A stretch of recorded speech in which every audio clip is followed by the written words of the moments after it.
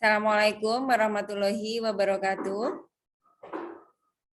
Waalaikumsalam warahmatullahi wabarakatuh. Oke, selamat siang semuanya. Hari ini kita sinkronus yang terakhir ya, sebelum Anda UAS. Nanti saya jadwalkan untuk UAS-nya.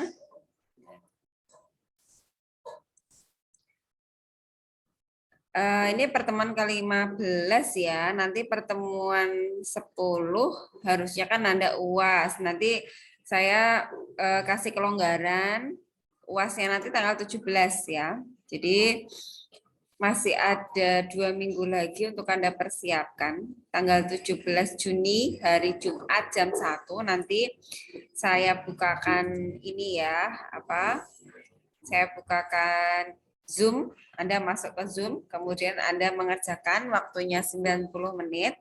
Materinya nanti yang pertama tentang keputusan investasi modal. Ini kemarin sudah saya bahas ya. Dan ada tugas juga kemarin itu ini ya, tentang IRR dan kawan-kawannya. Kemudian materi yang selanjutnya penilaian kinerja kemarin juga sudah terkait dengan ROI, laba residu, harga transfer. Kemudian yang kita pelajari hari ini sisanya tentang penentuan biaya variabel dan pelaporan segmen. Ini sebenarnya juga materi ini sudah sedikit disinggung di materi pengambilan keputusan taktis. Kemudian ada biaya kualitas dan produktivitas. Kemudian balance scorecard tentang penilaian kinerja juga. Kemudian ada isu terbaru. Nah, nanti tergantung waktunya ya. Yang kita bahas pertama nanti tentang ini, penentuan biaya variabel dan pelaporan segmen. Nah, untuk yang biaya variabel itu juga sudah dipelajari di akuntansi biaya. Apa yang dinamakan dengan biaya variabel. Oke, berarti saya masuk ke ini ya.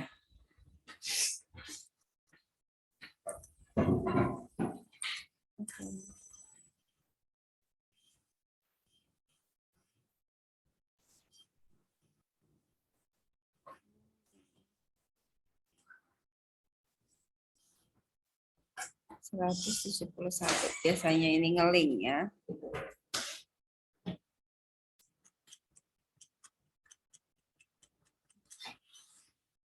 Ini nggak banyak yang saya sampaikan karena ini sudah sering Anda pelajari di akuntansi biaya. Dan materi sebelumnya terkait dengan pengambilan keputusan taktis juga membahas tentang biaya variabel. Oh ini, perhitungan biaya variabel dan biaya penuh. Jadi bedanya apa?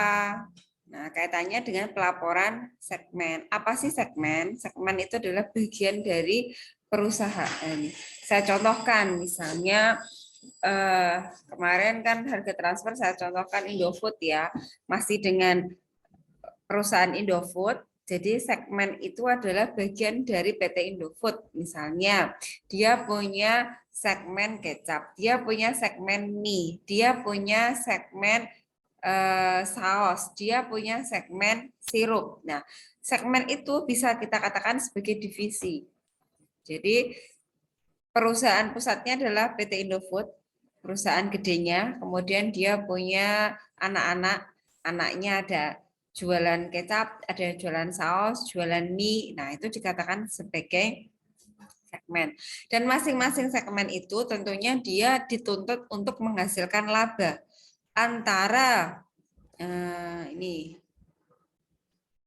antara divisi kecap dengan divisi saus itu dituntut masing-masing untuk mendapatkan laba. Nah, laba yang paling tinggi itu biasanya akan mendapatkan perhatian khusus. Yang labanya paling rendah juga akan mendapatkan perhatian khusus. Akan dievaluasi lebih lanjut. Apakah perusahaan yang memang punya laba paling minim di antara yang lainnya itu patut untuk dilanjutkan lagi. Nah, itu kan kaitannya dengan pengambilan keputusan taktis. Di dalam menentukan laporan segmen itu ada dua metode, ada metode biaya variabel dan ada metode biaya penuh. Bedanya apa? Kalau biaya variabel, nah ini sama-sama biayanya, sama-sama kita mau bikin usaha konveksi gamis misalnya ya. Tapi perusahaan A mau pakai perhitungan model biaya variabel. Perusahaan B bisa juga menggunakan perhitungan biaya penuh. Bagaimana cara membedakannya? Di sini sudah kita bedakan. Biaya produk ini kaitannya dengan HPP, harga pokok produk. Harga pokok produknya itu yang variabel dikelompokkan variabel, yang tetap dikelompokkan ke tetap. Bahan baku itu masuknya ke variabel. Karena semakin banyak gamis yang kita produksi, maka kain yang kita butuhkan akan semakin banyak. Maka dia kategorinya variabel. BTK, tenaga kerja langsung. Kalau tenaga kerja langsung itu kan terkait dengan seberapa banyak gamis yang dijahit. Semakin banyak gamis itu yang dijahit, maka biaya tenaga kerjanya juga makin tinggi. Overhead variabel. Ya, semua yang terkait dengan overhead yang kaitannya dengan variabel. Tapi overhead tetap dia masuknya ke biaya periode. Ya. Berbeda ketika kita menggunakan biaya penuh. Overhead-nya itu baik variabel maupun tetap dijadikan satu, tidak dipisah. Kalau yang perhitungan biaya variabel dipisah. Bedanya ini. Overhead tetap itu masuk ke dalam biaya penuh. Tapi kalau overhead tetap yang model biaya variabel itu dipisah.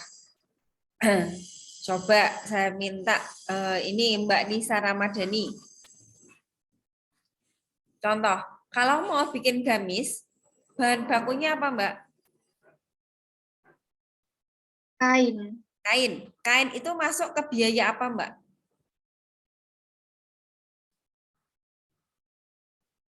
Bahan baku. Bahan baku. Kalau tenaga kerja tadi sudah saya contohkan ya. Kalau BOP-nya bikin gamis apa Mbak? Contohnya.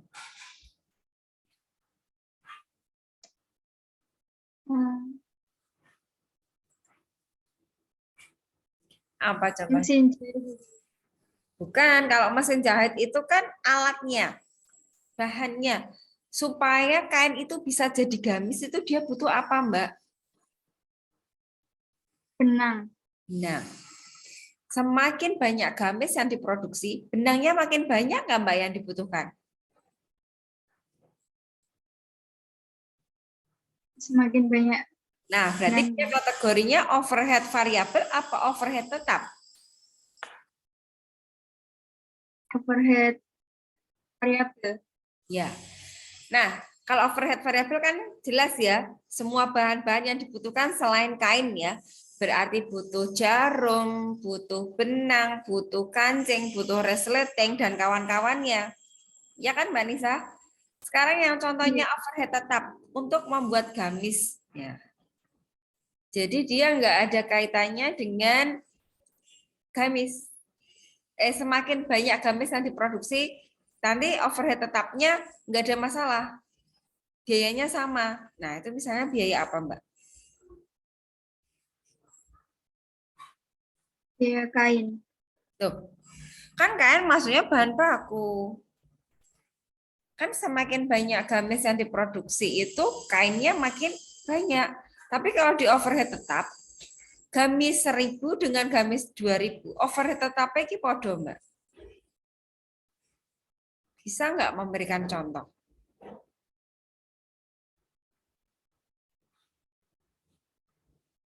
Kalau yang overhead variabel tadi kan jelas ya, kancing, terus benang, ya kan?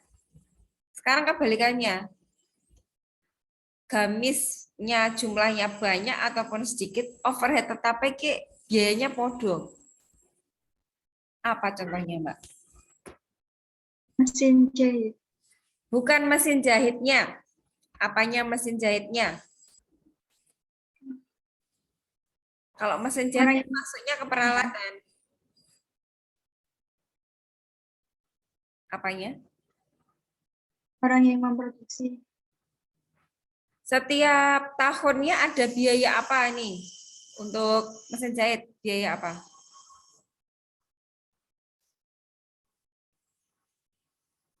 Biaya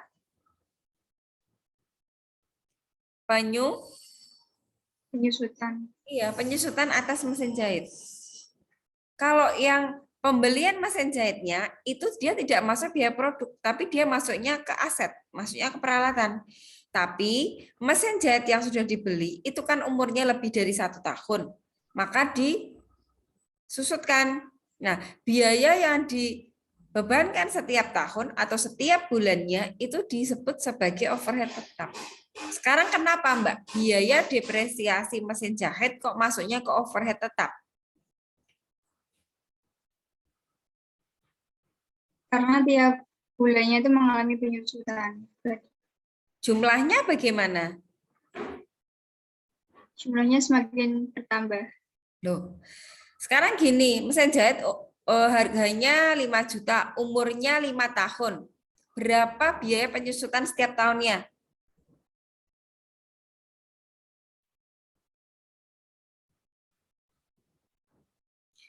Harga belinya 5 juta, umur ekonomisnya 5 tahun. Berapa biaya penyusutan setiap tahunnya?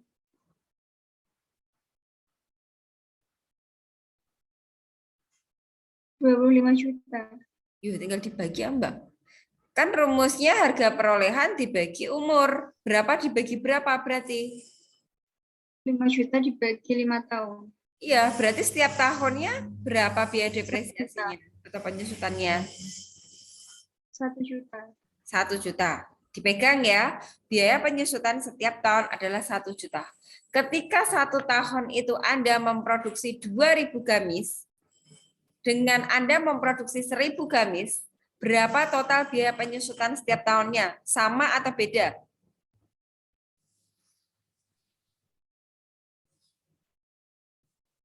Beda. Nah, kok bisa beda?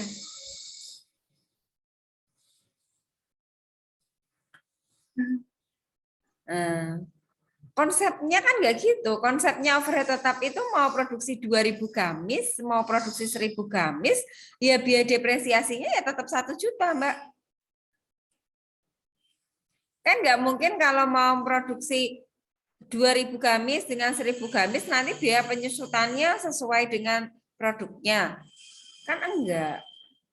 Yang namanya overhead tetap itu ya berapapun gamis yang diproduksi, maka biaya penyusutan atau depresiasinya itu sama. Sampai sini paham nggak, Mbak? Bedanya overhead Um, tetap dengan overhead variabel.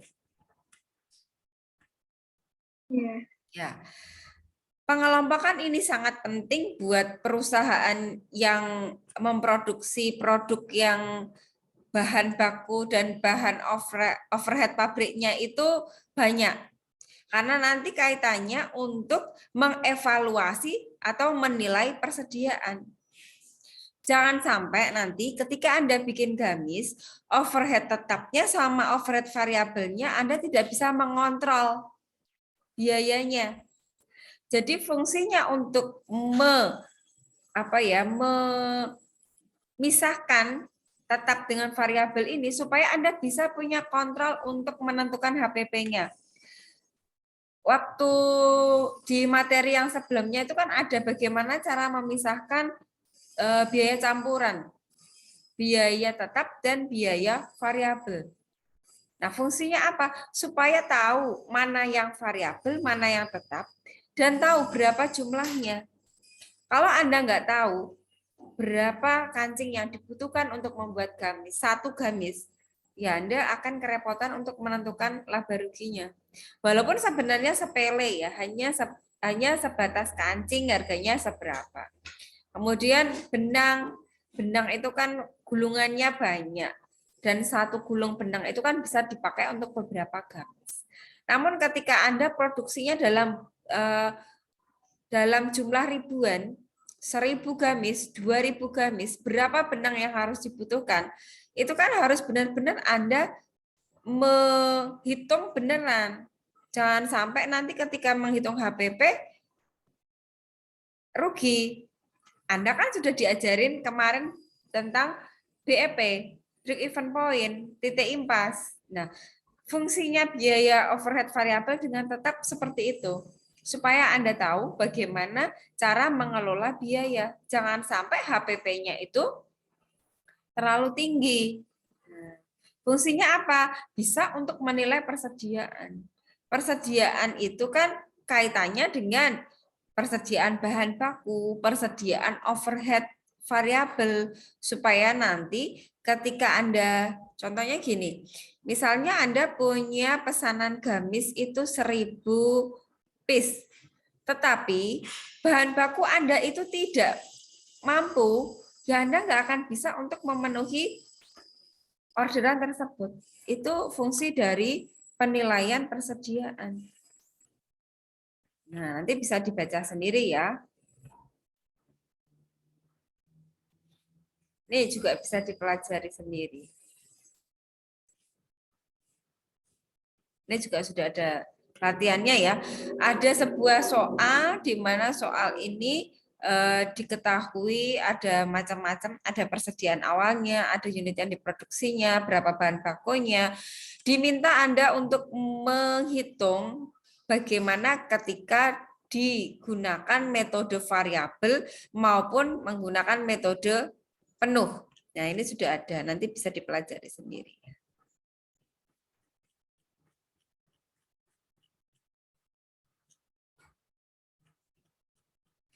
Oke, saya lanjut aja karena ini sudah kita pelajari banyak ya, di pengambilan keputusan taktis sudah kita pelajari. Saya masuk ke materi yang selanjutnya saja. Oke, terima kasih Mbak Nisa, bisa nulis di chat nama sama NIM-nya. Saya lanjutkan ke biaya kualitas. Ini nanti keluar di ujian ya. Kualitasnya bagus, kualitasnya jelek. Kan biasanya Anda bicaranya seperti itu ya. Nah, sebenarnya kualitas itu apa sih? Kan Anda harus tahu dulu apa pengertian dari biaya kualitas. Atau mungkin kualitas dulu. Coba Mbak Fitri Alfilia Amanda. Ya. Pengertian kualitas itu apa sih Mbak menurut kamu? Iya Bu, sebentar.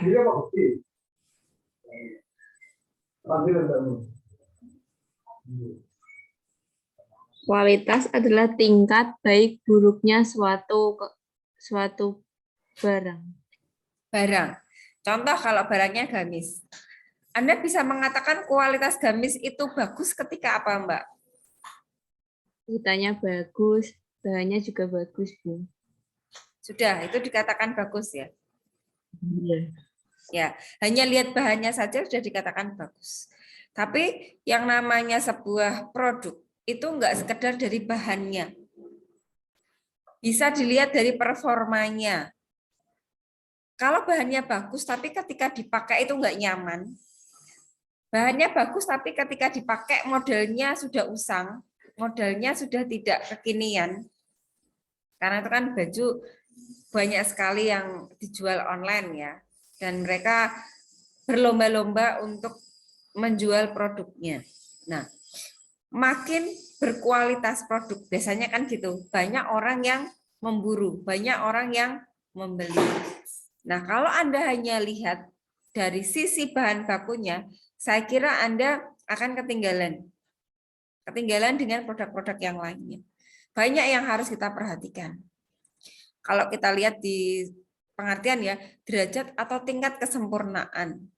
Berarti makin sempurna produk tersebut, makin sempurna gamis tersebut, banyak orang yang menyukainya. Contoh misalnya gamis pesta.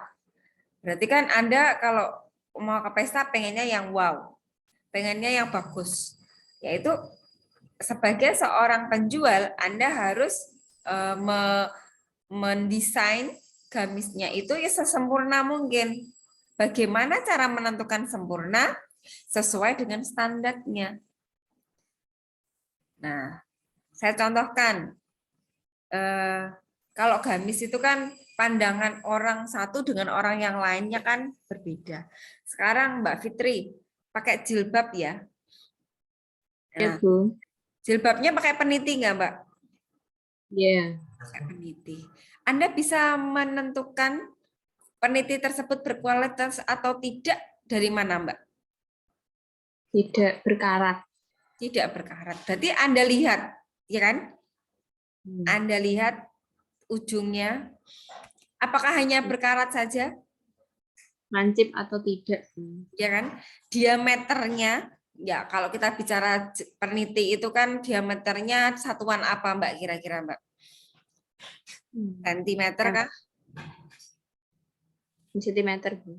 Oh, kalau 1 senti itu apa ya? Jarum ada, Mbak. Paku itu kalau 1 senti. Ya, Milimeter. milimeter. Iya. Milimeter aja 0, loh. Peniti nek nggak lancip, ya kan diameternya kan kadang 0,01 misalnya seperti itu. Kalau peniti itu nggak lancip, kira-kira Anda nyaman nggak pakai penitinya? Tidak. Ya kan? Berarti kan Anda harus melihat diameter dari peniti tersebut. Kalau diameter gelas itu kan lebar ya, bisa kita pakai meteran besar. Tapi kalau diameternya peniti, caranya piye, Mbak? Dipakai Ngapain? di nggak tahu. Iya kan? Ini kita bicara tentang kualitas loh ya. Kalau peniti itu sudah karaten, diameternya aja gede, gimana akan merusak jilbab Anda? Ya walaupun hal sepele loh ya, peniti loh ya. Itu harus kinerjanya Anda perhatikan. Kalau gamis kan kita lihat kinerjanya dari ini ketika kita pakai. Nyaman enggak? Bagus enggak? Orang kalau lihat gamis Anda tertarik enggak? Nah, sekarang kalau peniti itu kan yang merasakan Anda sendiri. Diameternya kita cek. Itu sebagai pembeli ya. Sekarang kalau sebagai penjual, ketika mau jual peniti, satu produk peniti dengan produk peniti yang lain. Misalnya, Anda kalau mau produksi peniti itu kan enggak 1-2 kan, pasti ribuan, jutaan. Sekali Anda produksi dalam jumlah jutaan, apakah produk tersebut itu bentuknya sama semua? Sama, Bu. 1 juta peniti Anda produksi, diameternya apakah bisa sama semua? Sama. Kok Anda bisa yakin sama? Ada yang tidak. Katanya sama. Kan nggak pakai. Nah, Ada itulah yang tidak. pentingnya biaya kualitas. Pentingnya Anda untuk mengontrol produk yang sudah Anda produksi. Dalam satu waktu kalau pakai mesin pemotong katakanlah ya, kan bisa dalam durasi yang pendek bisa memproduksi berjuta-juta atau beribu-ribu peniti dalam waktu sekaligus. Oke deh, kita bicara peniti kok kayaknya kecil banget. Kita bicara baut. Baut dengan mur. Ketika bautnya itu tidak pas dengan murnya, kira-kira bisa dipakai enggak? Tidak bisa. Sehingga kan butuh ketelitian. Baut dengan mur, ketika geser 1 mili aja, kira-kira bisa masuk apa enggak? Enggak, Bu. Itulah pentingnya kualitas. Dalam satu waktu produksi baut, 1000 baut diproduksi sekali, itu Anda harus bisa menjamin bahwa 1000 baut tersebut itu memiliki diameter yang sama. Tapi yang namanya mesin itu kan dia punya plus minus. Kadang ya diameter 1 cm pun kadang ada yang 1,1, 0,99, 1,01. Itu kalau kita bicara baut bisa masuk enggak? Selisih 0,1, selisih 0,2 cm. Enggak bisa, Bu. Harus pas. Iya kan? Itulah yang harus Anda perhatikan ketika Anda, ini kan saya contohkan ya, memproduksi jam dinding diameternya 50 cm.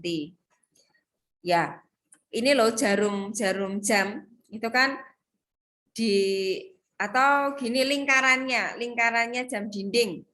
Diameternya 50 cm. Tapi yang namanya lingkaran itu kan kita pakai jari-jari itu kan kadang nggak persis ya. Geser 1 mili aja jangkarnya, lingkarannya juga ikut geser. Nah, kalau yang tadi saya contohkan kan jarum, baut. Kalau yang di buku saya contohkan lingkaran jam. Nah, supaya berkualitas, berarti kan produknya harus ada yang namanya apa ya? Yang namanya sebuah toleransi. Jadi toleransi itu boleh di atas, boleh di bawah, tapi tidak terlalu jauh rentangnya. Kalau diameternya 50 cm, itu rentang untuk errornya atau rentang untuk tidak pasnya itu kan 50,01 atau mungkin 49,9 cm. Nah, itu ada yang namanya toleransi, ada batas bawah dan batas atasnya. Kalau 50,01 itu bisa dikatakan batas atasnya. Kalau 49,9 bisa dikatakan batas bawahnya. Nah, untuk mengukur biaya kualitas itu kita harus paham yang namanya 4 biaya. Nah, ini sudah ada ya. Ada biaya pencegahan, biaya penilaian, biaya kegagalan internal, dan biaya kegagalan eksternal. Kalau kita bicara tentang pembuatan jam dinding ya, biaya pencegahan itu sebelum jam dinding itu diproduksi. Sebelum bikin jam dinding, karyawannya dilatih dulu. Pelatihan kualitas ya. Karyawannya dilatih, mesinnya dicek. Jangan sampai ketika kita produksi, baru kita tahu, oh ternyata ada tingkat kegagalannya sekian jam. Ada pelatihan khusus dulu. Kemudian ada perekayasaan produksi. Perekayasaan produksi itu kita pakai ini dulu, kita pakai sampel dulu, kita rekayasa dulu, kita produksi dalam jumlah yang sedikit dulu. Kita tes, apakah jam dinding yang kita produksi itu sesuai dengan spesifikasi tidak. Nah, itu sebelum Anda produksi. Di trial dulu. Kan ada yang namanya mesin di trial dulu. Nah, itu bisa masuknya ke sini. Biaya penilaian. Ini untuk inspeksi bahan baku. Kalau mau bikin jam dinding itu kan bahan bakunya bisa dari kaca. Kacanya dicek, ya diinspeksi dulu. Jangan sampai ketika kita sudah produksi, ternyata baru diletakkan sebentar kacanya pecah. Nah, itu maksudnya ke biaya penilaian. Biaya kegagalan internal. Contohnya adalah sisa bahan. Contohnya gini, Anda mau bikin 1000 jam dinding. Yang bahannya ada kacanya. Ternyata kaca yang Anda beli itu sisanya banyak sekali. Dan sisanya itu pecahannya lebar-lebar. Nah, itu dia masuk ke kegagalan internal. Jangan sampai bahan yang Anda beli itu sisa banyak. Atau di pengerjaan ulang. Misalnya gini, jam dinding Anda produksi, ternyata baru disimpan 2 hari, jam dinding Anda banyak yang retak, banyak yang pecah. Belum sampai ke tangan konsumen, jam dindingmu sudah rusak. Berarti kan harus dikerjakan ulang. Biaya lagi kan? Itu masuknya ke biaya kegagalan internal. Jadi kegagalan internal itu adalah biaya yang gagal di dalam perusahaan, belum sampai ke tangan konsumen. Kalau yang kegagalan eksternal, itu jam dinding sudah di tangan konsumen. Misalnya, jam tangannya atau jam dindingnya sudah di tangan konsumen, baru 1 hari rusak, dikembalikanlah itu. Karena kan ada jaminannya, ada garansinya. Biasanya kan kembali ke pabrik. Nah, itu dia masuknya kegagalan eksternal. Komplain konsumen. Ini sering untuk perusahaan yang Unilever misalnya. Produk Pepsodent, produk-produk itu apa? Sabun. Nah, biasanya kan ada suara konsumen, ada kring-kringnya, ada nomor teleponnya. Ketika banyak produk yang atau banyak konsumen yang komplain, banyak barang yang dikembalikan, banyak barang yang bermasalah, dia masuknya kategori kegagalan eksternal. Jadi dia kompleks ya. Kalau yang biaya kualitas itu bicara dari sebelum diproduksi, saat produksi, setelah diproduksi masih dalam perusahaan, dan setelah dijual ke konsumen. Itu masih ada kaitannya terus. Jadi kalau kita bicara biaya kualitas itu kayak lingkaran ya, balik ke perusahaan lagi. Kalau produk Anda itu enggak spesifikasinya sesuai, maka produknya pasti akan kembali. Dulu ada produk kayaknya Honda Jazz itu ya, yang pintunya bermasalah atau spionnya bermasalah. Itu kan ditarik ke peredaran. Ditarik oleh Toyota, kok Toyota, Hyundai. Ditarik oleh Honda ya, karena Jazz ya. Nah, itu maksudnya dia kegagalan eksternal. Karena barang sudah di tangan konsumen, ditarik lagi oleh dealer, dia masuknya ke komplain konsumen. Karena pintunya tidak sesuai dengan spesifikasi. Nah, ini saya keluarkan di ujian ya. Nanti ada sebuah biaya di mana biaya itu Anda harus bisa memasukkan masuk ke biaya pencegahan kah, penilaian kah, kegagalan internal kah, atau eksternal. Contoh misalnya kalau jam itu biaya ini,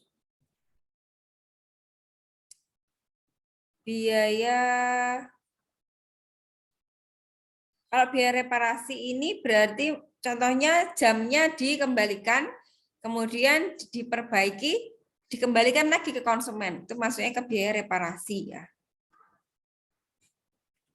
Nah, ini sudah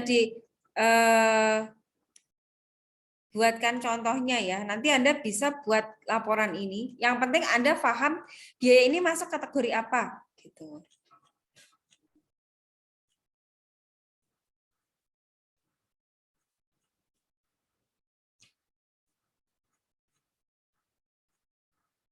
Nah, ini ada contoh pertanyaan untuk penyebab penyimpangan kualitas.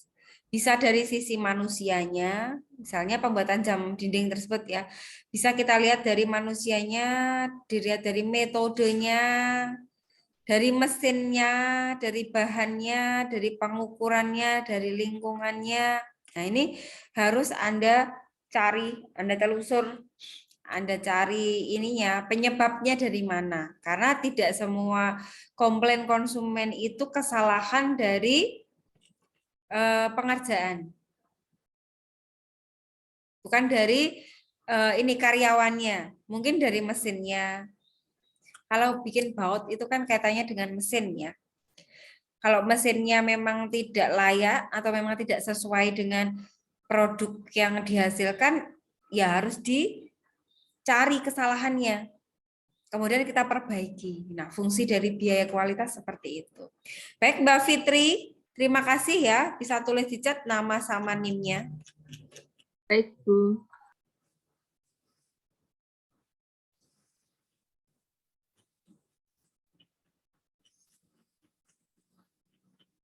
Oke.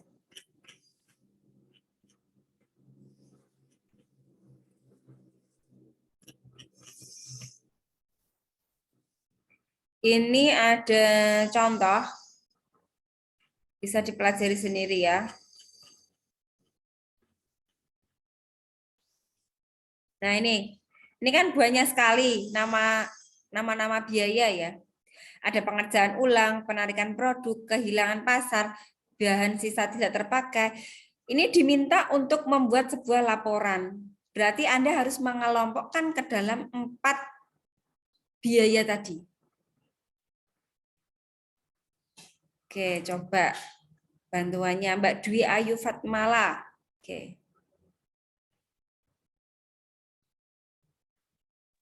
Iya, Bu. Oke, bisa dilihat slide-nya ya? Bisa, Bu. Ya. Sekarang Mbak, yang pertama biaya apa Mbak?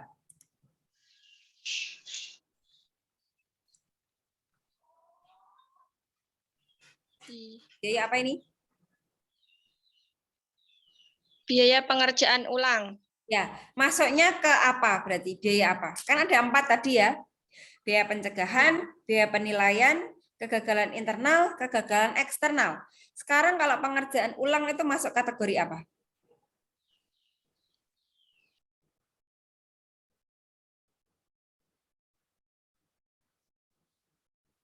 Tadi sudah kita bahas loh. Pengerjaan ulang.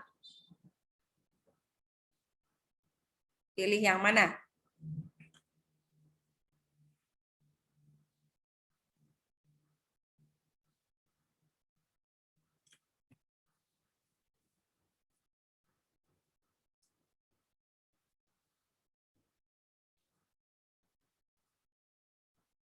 Ayo Mbak, lihat apa? Lihat slide aja. Tak suruh milih 4 tadi loh. Apa ayo?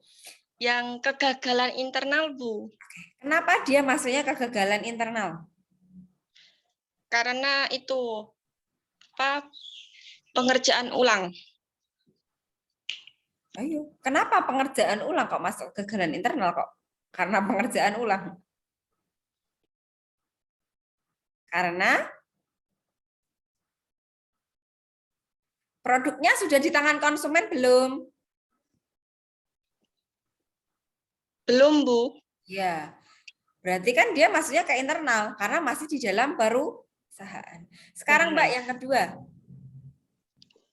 Penarikan produk itu. Ya, penarikan produk itu masuk kategori apa?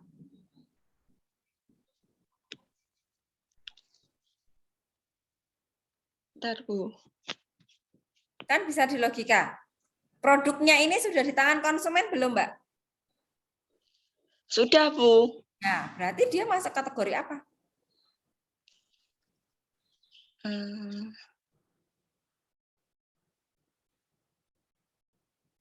Kegagalan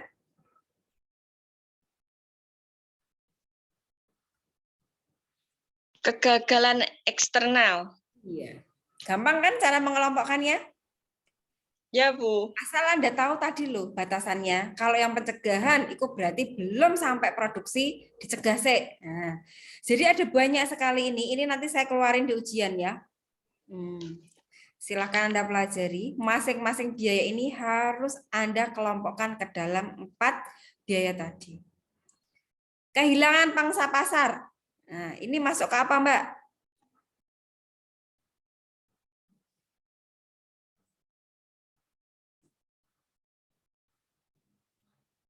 Ini sudah di tangan konsumen belum?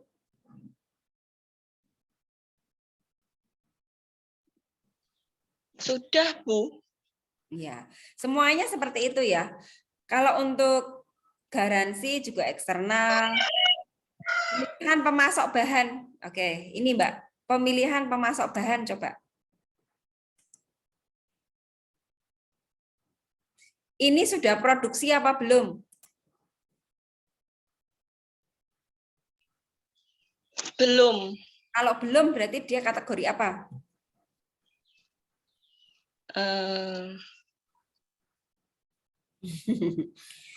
Itu harus paham dulu 4-4-nya. Ya, ini PR buat Anda semua. Ya, materi ini, soal ini saya keluarkan di ujian. Pelajari semuanya. Dengan cara tadi, penilaian itu yang seperti apa, pencegahan. Jadi pencegahan dulu ya, sebelum diproduksi dicegah. Nek wes produksi dinilai apakah produksinya iki efisien apa enggak, setelah jadi produknya gagal apa enggak, pas di gudang ini disimpan, ketika sudah dipasarkan ke konsumen ternyata kok ada kegagalan, kembali ke perusahaan lagi, berarti eksternal. Nah, itu perhatikan semuanya ya. Sebenarnya masih ada lagi ya materi balance scorecard. Ini juga penting. Balance scorecard itu kaitannya dengan kinerja. Kalau kemarin kita bicara penilaian kinerja itu menggunakan ROI, ya semoga masih ingat ROI, Return on Investment. Itu juga keluar nanti di ujian ya. Kok akemen ya materinya. Ya. Jadi ROI nanti keluar, kemudian apalagi ya? Iya, kemarin ada ROI ya. Ada ROI, kemudian ada penilaian kinerja melalui residual income atau laba residu. Nah, untuk yang kinerja selanjutnya bisa pakai balance scorecard. Jadi balance scorecard itu sebuah penilaian kinerja perusahaan. Jadi selama 1 tahun ini kinerja perusahaan dinilai. Bagaimana cara menilainya? Dia menggunakan 4 perspektif. Anda nanti kalau skripsinya mau pakai ini juga bisa ya. 4 perspektifnya itu apa saja? Di bawah itu sudah saya sampaikan, sudah saya ada 4 ya. Yang keempat ini, perspektif pembelajaran dan pertumbuhan. Oke, dari bawah. Yang nomor 3,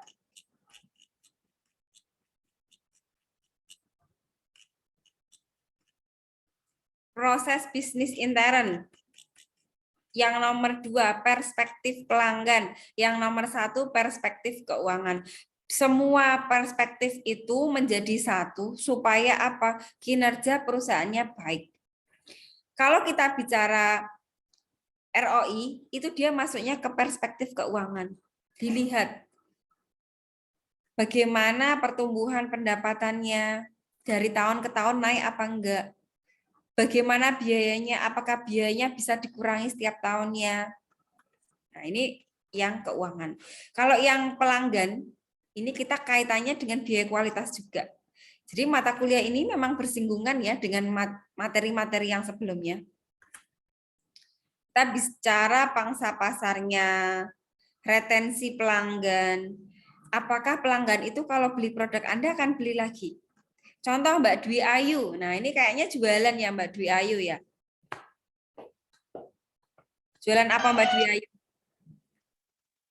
Kerupuk nasi, Bu. Gimana produknya, laku nggak? Alhamdulillah, Bu. Ya. Kalau Anda jualan kerupuk nasi, kaitannya dengan retensi pelanggan, itu ketika orang pertama kali beli produk kerupuk Anda, dia akan kembali beli lagi. Ada nggak Mbak Dwi yang seperti itu pelanggan Anda? Ada, Bu. Banyak atau sedikit? Lumayan, Bu. Berarti Anda sudah menerapkan yang namanya perspektif pelanggan. Nah, ini sudah Anda terapkan. Jadi kalau misalnya ada orang yang beli sekali terus dia merasa mencacat produk tersebut, berarti Anda tidak bisa menerapkan retensi pelanggan. Nggak usah beli di kerupuknya Mbak Dwi asin. Nggak usah beli di kerupuknya Mbak Dwi minyaknya banyak. Nah, itu masuknya ke sini, retensi pelanggan. Nomor 6 juga bisa masuk meningkatkan kesan dan reputasi produk. Kesannya gimana ketika makan produk kerupuknya Mbak Dwi? Oh, kerupuknya enak kok. Nggak bikin tenggorokan sakit. Nah, itu dia termasuk ke nomor 6. Ya. Terus, perspektif proses bisnis internal atau intern. Dia harus memiliki yang namanya inovasi. Mbak Dwi, kerupuknya ada inovasinya nggak, Mbak?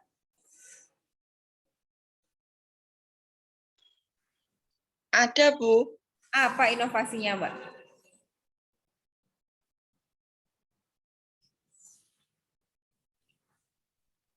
Yang kayak soal rasa gitu, Bu. Iya, inovasi itu nggak hanya sekadar dari sisi rasanya loh, pengemasannya, packagingnya, sistem pemasarannya, proses pengolahannya, itu termasuk inovasi. Bahan bakunya, namanya kerupuk nasi, tapi mungkin bahannya nggak dari nasi, kan bisa. Itu termasuk inovasi kan? Inovasi itu kan hal yang beda dengan yang lainnya. Orang-orang belum punya, Anda sudah punya. Misalnya kemasannya itu rata-rata kan pakai pakai plastik. Anda kemasannya nggak pakai plastik, mungkin pakai yang lain. Nah, itu dia masuk ke inovasi. Rasa misalnya, rasa yang orang lain nggak punya. Kerupuk dikasih rasa apa Mbak yang misalnya orang lain nggak punya? Itu, Bu, biasanya dicampur sama buah naga gitu loh, Bu. Kerupuk dicampur buah naga, serbuknya atau buahnya? Buahnya, Bu. Dicampur pada saat proses pengolahan? Iya. Ya. Berarti itu masuknya ke inovasi proses produksi atau inovasi proses pengolahan. Nah, itu masuknya ke sini. Mungkin gini, kalau kerupuk itu kan butuh sinar matahari ya, Mbak ya. harus dijemur Iya. dulu kan. Tapi Anda punya inovasi. Kerupukku nggak tak jemur di matahari. Kerupukku tak taruh di dalam pemanas. Anda bikin alat pemanas sendiri. Nah, itu juga termasuk inovasi. Proses produksinya. Gitu. Semakin Anda inovatif, maka pangsa pasar Anda bisa menjadi besar. Gitu. Karena orang lain ketika penghujan harus apa? Ya harus menunggu sinar matahari. Tapi Anda mau hujan mau enggak, ketika Anda punya mesin tersebut, orang masalah jualan kerupuk. Siapa takut jualan kerupuk ketika musim penghujan? Nah, seperti itu. Yang terakhir, proses pembelajaran dan pertumbuhan. Jadi yang namanya proses produksi, namanya proses keuangan, itu kan dimulai dari belajar. Ketika Anda bikin kerupuk, kok Anda hanya stagnan di situ aja. Misalnya Mbak Dwi, saya sudah cukup, produknya hanya di sini aja, aku nggak mau belajar lagi. Yang mana bisa Anda bisa meningkatkan omset, meningkatkan kualitasnya ketika Anda nggak mau belajar. Kemampuan ini harus Anda tingkatkan. Sebagai owner, ya Anda harus banyak membaca, banyak mencari ilmu. Ilmunya nggak sekedar dari proses produksinya, ilmu yang lain harus Anda pelajari. Dari packagingnya, kemudian bagaimana cara memasarkan produknya, tidak hanya ownernya, karyawannya juga harus dilatih. Misalnya kayak ini, konveksi gitu ya, itu kan butuh inovasi ya, butuh ide-ide baru terus. Tapi ketika si ownernya itu tidak mau belajar, karyawannya juga nggak mau belajar, ya sudah dia akan ketinggalan zaman. Nah, 4 perspektif ini kalau dikumpulkan jadi satu, itu namanya kinerja balance scorecard. Balance dan score. Ada 3 ya, ada balance, ada score, dan ada card. Balance itu keseimbangan, skor itu nilai, card itu kartu. Jadi perusahaan itu dinilai, diskor, supaya nilai perusahaan tersebut itu tinggi. Bagaimana cara menilainya? Ya menggunakan 4 perspektif tadi. Gitu. Oke, terima kasih Mbak Dwi Fatmala atas ininya.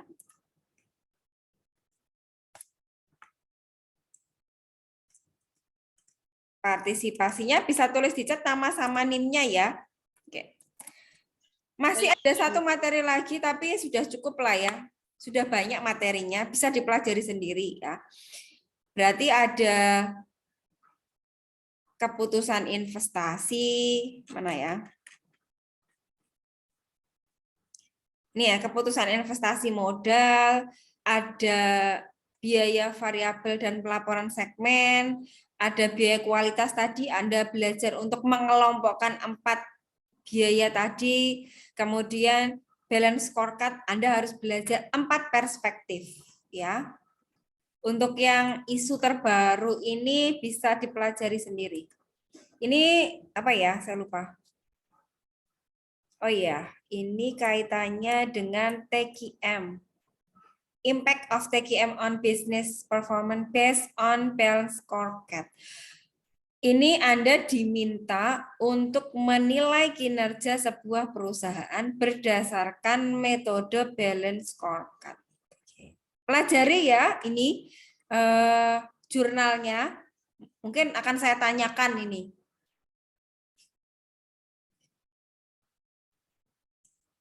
Oke, saya kasih gambarannya. BSC tadi kan ada 4 perspektif ya. FP itu mungkin finansial, ada keterangannya enggak ya? FP. Mungkin financial performance, kinerja keuangan atau perspektif keuangan. L itu learning, pembelajaran. IP itu internal tadi ya. CP itu customer, perspektif. Nah, ini ada 4. Sebelum Anda mempelajari BSC, Anda pelajari TQM, Total Quality Management. TQM sendiri itu ada CF, TC, TMC, SP, ET. Nah, ini sepertinya ada singkatannya ya, nanti bisa dipelajari sendiri. Ya. Nanti akan saya carikan soal-soal terkait dengan TGM. Yang penting Anda baca saja. Anda kan sudah paham BSC itu apa, ya silahkan nanti dipelajari sendiri. Gitu.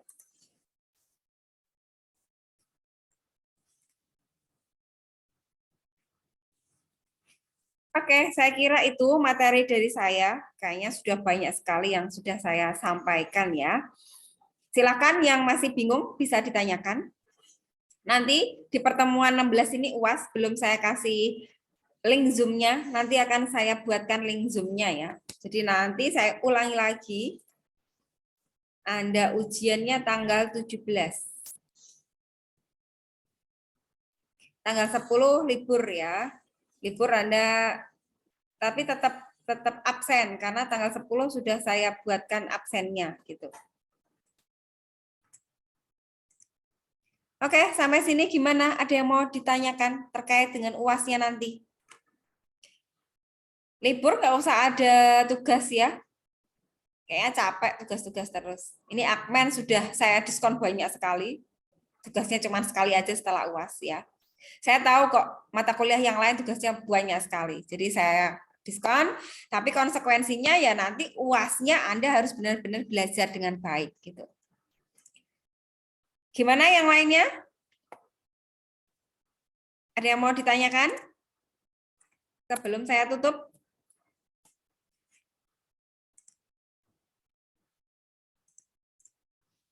Nggak ada? Nanti kalau masih bingung lagi bisa diputar ulang YouTube saya ya. Jadi saya itu selalu merekap YouTube, selalu merekap Zoom, saya upload ke dalam YouTube. Ketika Anda mau mempelajari materi saya lagi, bisa diputar ulang YouTube saya. Gitu. Saya kira nggak ada yang dipertanyakan lagi. Saya kira cukup di sini untuk Zoom-nya. Selama 15 kali pertemuan, walaupun pakai Zoom, nggak pakai Zoom, mungkin via WA, mungkin ada WA yang kelewat nggak saya balas ya. Saya mohon maaf karena memang banyak sekali WA-WA seperti itu, jadi mungkin ada yang kelewat nggak saya balas. Tentunya saya sebagai pengampu mata kuliah ini juga banyak kesalahannya selama 1 semester ini. Saya mohon maaf ketika selama 1 semester ini banyak kesalahan. Mungkin awalnya sudah habis ya. Ya tetap saling kita maafkan. Anda memaafkan, saya juga memaafkan. Saya ucapkan selamat belajar, selamat menghadapi UAS. Tetap semangat walaupun kuliahnya enggak tatap muka. Ya semester ini semoga dapat nilai yang terbaik. Cukup sekian. Wassalamualaikum warahmatullahi wabarakatuh. Waalaikumsalam warahmatullahi wabarakatuh. Terima kasih, Bu. Baik, saya live ya.